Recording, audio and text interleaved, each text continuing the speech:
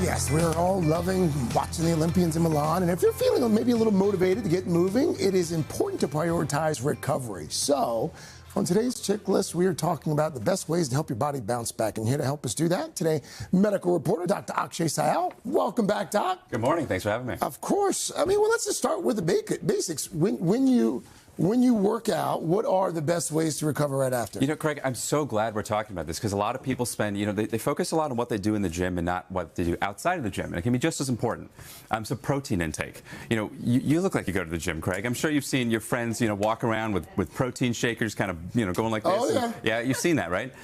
They sort of focus on having it right after. Well, you can have it up to 24 to 48 hours. You want to aim for a gram to a gram and a half per kilogram of body weight in protein intake. Now, rest days. You're probably just as guilty as I am. Do you sit at home on the couch and binge watch your favorite show? I do. Yeah. So you want to do some light activity. Go walk the dog if you have one. Okay. Go So for just a some light cycle. movement of any sort. Stimulate the blood flow. Okay. Get that clear some of those toxins out. 7 to 9 hours of sleep. I love talking about sleep to morning show anchors. Do you get 7 to 9 hours of sleep? Or? Last night I actually did get 7. That's why I'm a little punchy this morning. Okay, so you're 2 for 3 so far. And lastly, avoid the no pain, no gain. A lot of us, we tend to push ourselves in the gym, which we should, but if you're starting to get consistent soreness all the time, you're just not enjoying it, you're always in pain, start to rethink a little bit about what you're doing, change up your workout a little bit. Doing too much. Doing too much, exactly. All right, when we talk about recovery, Doc, we hear about, massage guns, cryotherapy, sauna. What's the deal? So, Al, cold plunges is one of the most common questions we get from patients. I practice at UCLA. A lot of people ask, should I be doing this after the gym? Here's the thing most people don't know. Jumping into an ice bath right after you work out can actually stop some of that muscle growth. Because when you work out, Al, you actually create tiny little damage in the muscle. The body then uses that to repair it and to grow bigger. And if you jump into an ice bath like, you've seen LeBron James do a few times, you can actually inhibit that muscle growth. So don't want to do it right after working out. Okay, sauna?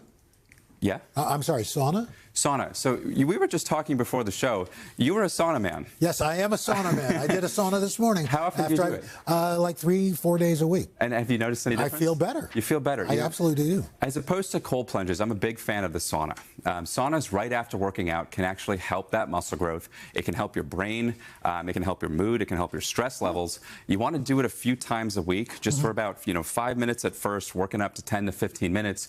Do not do it if you have a little bit to drink. Do not have a couple margaritas and jump in the sauna. That can be really, really bad. Just really quickly on the sauna, does it matter whether it's like infrared or steam? It's a great question, Craig. There's infrared saunas, there's dry saunas. I tend to prefer dry saunas. It's the one that has the most data behind it. Yeah, like throwing the water on the rocks.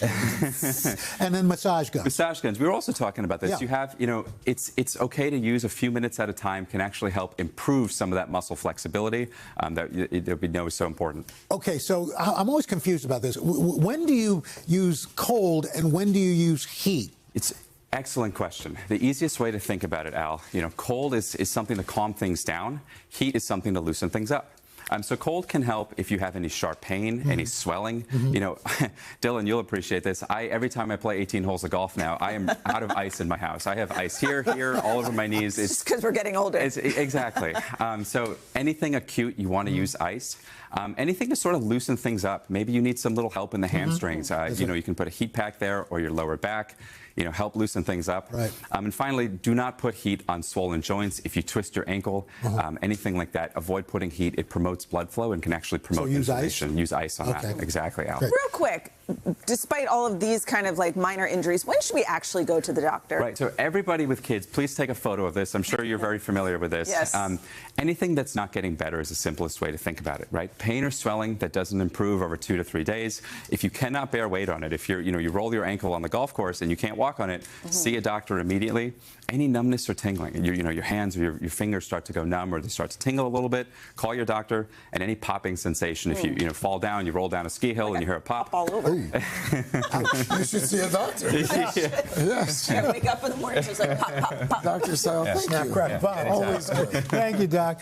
Hey, thanks for watching. And don't forget, you can catch the Today Show every morning on NBC or take Today when you're on the go. Just follow the Today podcast on Apple Podcasts, Spotify, or wherever you listen.